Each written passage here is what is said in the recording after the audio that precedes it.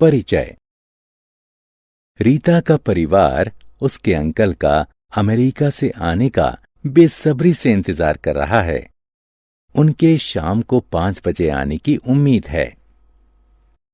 रीता बेचैन हो रही है और हर 2 मिनट पर समय पूछ रही है।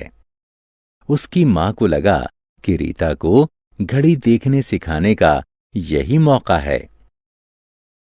इस पाठ में हम समय के बारे में विस्तार से सीखेंगे।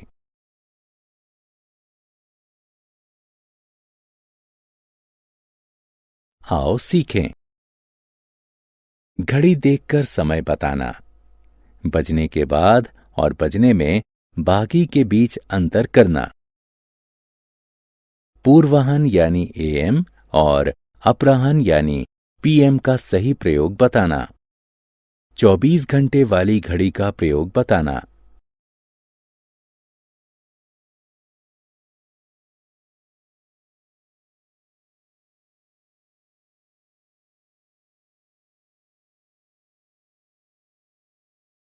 दिन, सप्ताह, महीने और वर्ष में संबंध बताना, अधिवर्ष यानी लीप ईयर की विशेषताएं बताना, 2 समय को जोड़ना, एक समय से दूसरे समय को घटाना, समय बताना। हर घड़ी में 2 मोटी सुइयां होती हैं। उन्हें घड़ी का हाथ कहते हैं। छोटी सुई घंटा बताती है और उसे घंटे का हाथ कहते हैं। बड़ी सुई मिनट बताती है और इसे मिनट का हाथ कहते हैं। यदि आप ध्यान से देखें तो घड़ी के अंकों के बीच में कई छोटे विभाजन होते हैं। एक घड़ी में ऐसे कुल विभाजनों की संख्या 60 होती है। प्रत्येक विभाजन 1 मिनट को प्रदर्शित करता है। पूरी घड़ी का एक चक्कर 60 मिनट यानी 1 घंटे में पूरा होता है। इस घड़ी को देखिए। घंटे का हाथ 4 पर है और मिनट का हाथ 12 पर। अतः समय हुआ 4 बजे। अब इस घड़ी को देखिए। घंटे का हाथ 11 पर है और मिनट का हाथ 12 से छठे विभाजन पर है। इसलिए समय हुआ 11 घंटा 6 मिनट।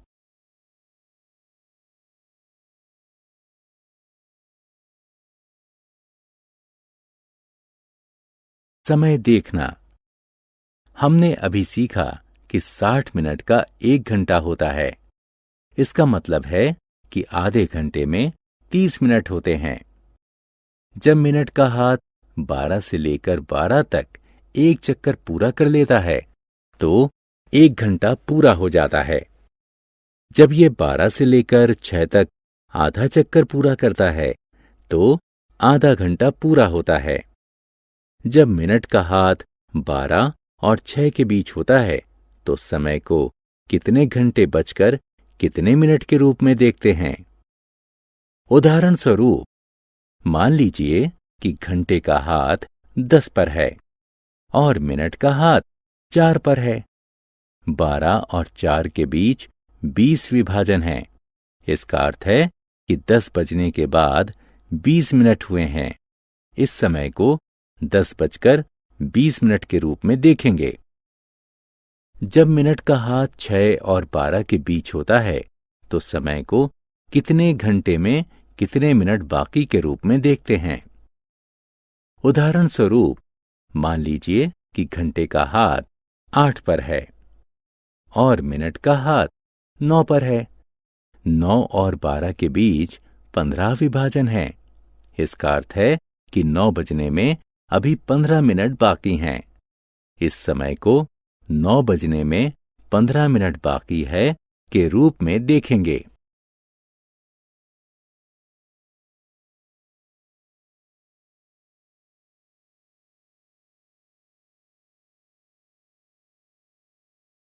पूर्वाह्न यानी एएम और अपराह्न यानी पीएम। आपकी मां 5 बजे सुबह उठती हैं। आप शाम को 5 बजे खेलने जाते हैं। इसका अर्थ है कि घड़ी दिन में 2 बार, एक बार सुबह और एक बार शाम को 5 बजाती है। यह 1 से 12 तक हर घंटे के लिए होता है। ऐसा इसलिए है क्योंकि दिन में 24 घंटे होते हैं। घंटे का हाथ 1 से 12 तक प्रत्येक अंक को दिन में 2 बार छूता है। 24 घंटे के दिन को 12-12 घंटे के 2 भागों में बांटा गया है। पहले 12 घंटे रात के 12 बजे से दोपहर 12 बजे तक होते हैं। इस अवधि के समय को पूर्वाह्न यानी AM से निर्देशित किया जाता है। दूसरे 12 घंटे दोपहर 12 बजे से रात को 12 बजे तक होते हैं। इसे अपराह्न यानी PM से निर्देशित किया जाता है।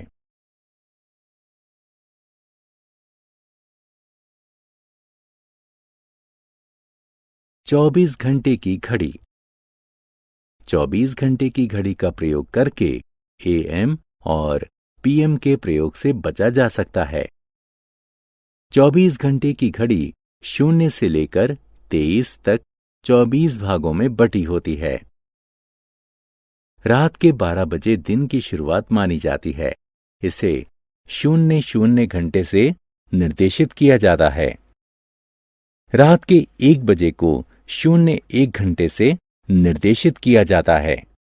सुबह के 11 बजे को 11 घंटे से निर्देशित किया जाता है। 12 बजे दोपहर को 12 घंटे से, मध्याह्न में 1 बजे को 12+1 यानी 13 घंटे से, शाम के 5 बजे को 12+5 यानी 17 घंटे से, एवं रात के 9 बजे को 12+9 यानी 21 घंटे से। इस तरह दिन के प्रत्येक घंटे के लिए 0 से 23 तक अलग अलग अंक हैं। इसलिए AM और PM के प्रयोग की जरूरत नहीं होती है। घंटे और मिनट का जोड़। आइए अब 2 समयों को जोड़ना सीखा जाए। राजू ने अपने विज्ञान का टेस्ट 1 घंटा 15 मिनट और गणित का टेस्ट 1 घंटा 20 मिनट में पूरा कर लिया। 2 टेस्ट देने में राजू को कुल कितना समय लगा? कुल समय की गणना करने के लिए हम घंटे को घंटे से और मिनट को मिनट से जोड़ेंगे। घंटे को जोड़ने पर हमें 2 घंटे प्राप्त हुए और मिनट को जोड़ने पर हमें 35 मिनट प्राप्त हुए। अतः राजू को 2 टेस्ट देने में लगा कुल समय है 2 घंटे और 35 मिनट।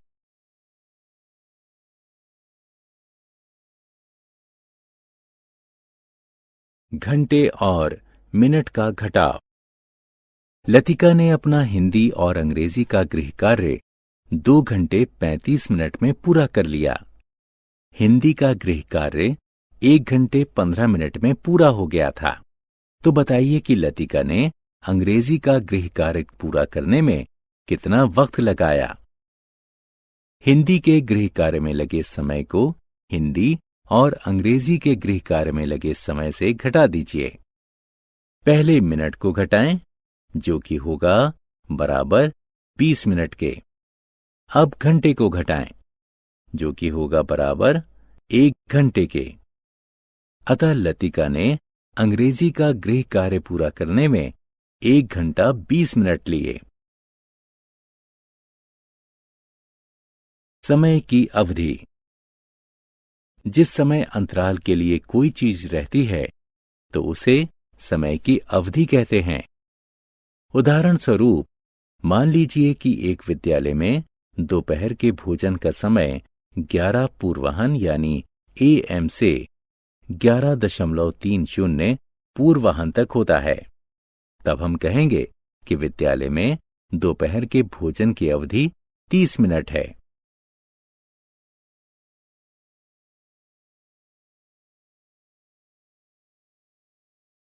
लगभग समय।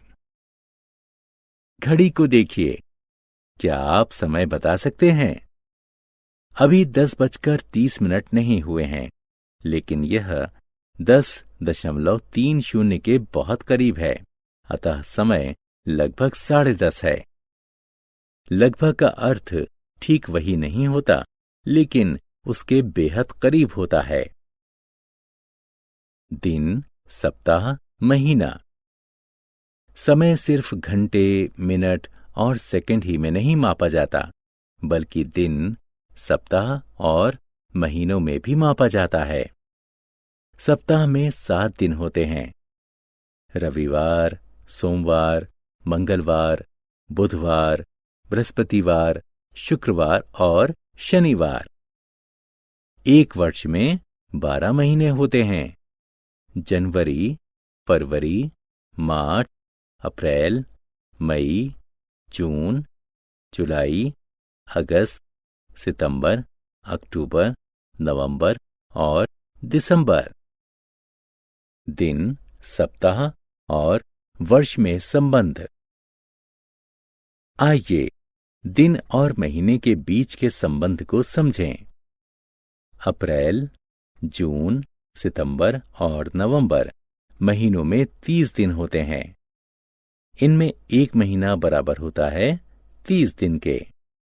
जनवरी, मार्च, मई, जुलाई, अगस्त, अक्टूबर और दिसंबर महीनों में 31 दिन होते हैं।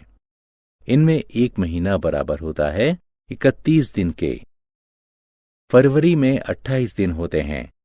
एक वर्ष में 12 महीने होते हैं। इसका अर्थ है कि 12 महीनों में 365 दिन होते हैं। एक वर्ष में सप्ताह। एक सप्ताह में दिनों की संख्या 7 होती है। एक वर्ष में दिनों की संख्या 365 होती है। एक वर्ष में सप्ताहों की संख्या बराबर होगी एक वर्ष में दिनों की संख्या बटे में एक सप्ताह में दिनों की संख्या, जो कि बराबर होगी 365 बटे 7 के, जो बराबर होंगे 52 सप्ताहों के।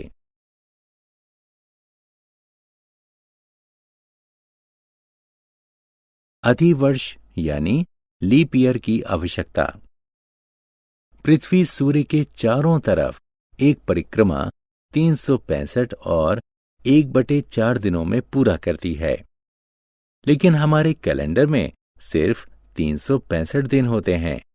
अतः प्रत्येक वर्ष 1/4 दिन बच जाता है, जो कि 4 वर्षों में मिलकर 1 बन जाता है।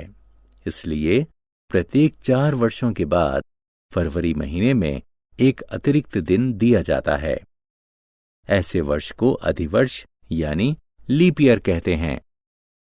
अधिवर्ष में फरवरी 29 दिन की और वर्ष में 366 दिन होते हैं। दिनों की संख्या की गणना। आइए बच्चों, दिनों की गणना वाला एक सवाल हल करें। अक्षत के विद्यालय ने 25 मई 2012 से 5 जुलाई 2012 तक गर्मी की छुट्टियों की घोषणा की। क्या आप बता सकते हैं कि अक्षत को कितने दिनों की गर्मियों की छुट्टियां मिली? मई में 31 दिन होते हैं, इसलिए गर्मी की छुट्टी में 25 मई से 31 तक के 7 दिन भी शामिल हैं। 1 जुलाई से 5 जुलाई तक के 5 दिन भी गर्मी की छुट्टियों में शामिल हैं।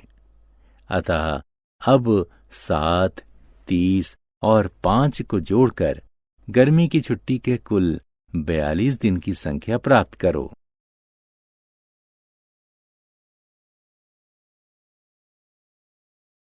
हमने क्या चर्चा की? एक घड़ी में 2 हाथ होते हैं, घंटे का हाथ और मिनट का हाथ।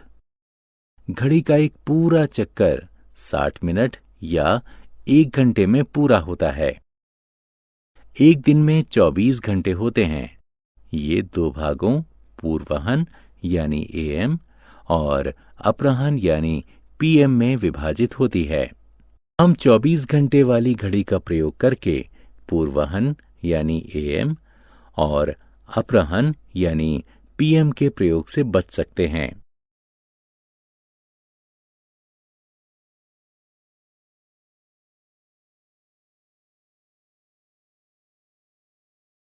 समय की अवधि के दौरान जो कुछ भी रहता है मौजूदा समय की अवधि कहा जाता है। एक वर्ष में 365 दिन यानी 52 सप्ताह और 12 महीने होते हैं। अधिवर्ष यानी लीप ईयर में 366 दिन होते हैं। अधिवर्ष में फरवरी 29 दिन की होती है।